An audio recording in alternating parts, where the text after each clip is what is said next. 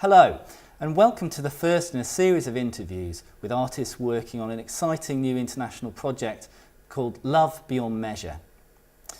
Love Beyond Measure is a Punjabi legend of Soni and Marwal, a classic love story in the vein of Cathy and Heathcliff, Romeo and Juliet. The project is run by Wafer Hadley and Alchemy, and it involves artists and venues in Britain and also in India. I'm Daniel Hadley, and joining me today in the studio are Christella Litras, musician and composer, and director of Alchemy, Nima Pavea Smith. Good morning to you both. Good morning. Christella, you're currently working on a song for this project, and for me, one of the really amazing things about that process is that the words are in place before you come to write the music for those words. Is that an unusual way for making a song for you?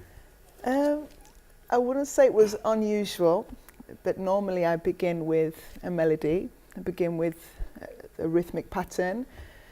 I improvise, sit behind my piano or pick the guitar up, and I normally start with the music, start with the rhythm. So to be presented with a poem and have to kind of put this contemporary sound to it, it did challenge me, definitely, because I then had to section it.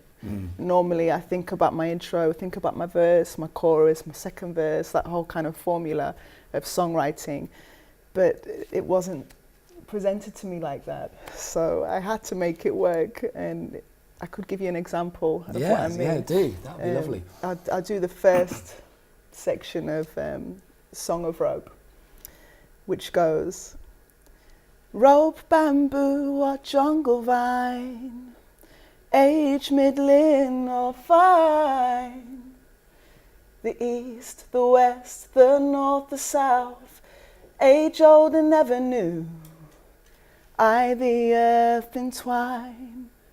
It ends there, but then I had to just add that last line, just repeat it, so musically it makes sense.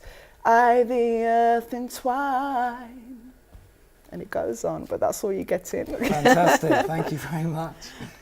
So Nima, you write the words, you send them to Christella, and back comes this fully formed song. How does that feel? Well, it is not quite as organised as that on my part, I have to say. I certainly approached her in a spirit of both naivety and ignorance. So it is quite interesting to hear what Christella had to say, because the poem was just a poem. I didn't think of verse 1, chorus, verse 2, chorus, outro. I didn't think of any of that. And it's only when Christella put it to music and it came back, and I thought, my God, this is so magical. And of course, the poor girl had to do a lot of work on this to create this bit of alchemy. Yeah, but for me, as I was reciting the poems, you find the sound in the poetry, and the rhythm just jumps out at you. And as a musician, I was able to kind of apply that to my instrument. So that's where I began. Great. And these songs are available to download, I think, on the Alchemy website, is that right? Yes, absolutely. Okay, great. So another thing that strikes me about this project is all the contrasts within it. I think even in the song that you're making together, with looking at a very old story and hearing a more contemporary sound, is that something that's typical of the project, and is it something that is typical of this time and place that we're in, all those contrasts? I think it is typical of the project, and it is typical of the time and place, and maybe I'm wrong, but I'd also say there's something uniquely British about it. The fact that we are able to do that, and to do it with a certain degree of ease. The region and the country, I would say, fizzes with talent. And it's nice that these things happen quite organically and naturally. And I don't think this would have been as easy in many other countries. And on that note, I was exposed to artistic collaboration from years ago, as you know, through Geraldine Connor.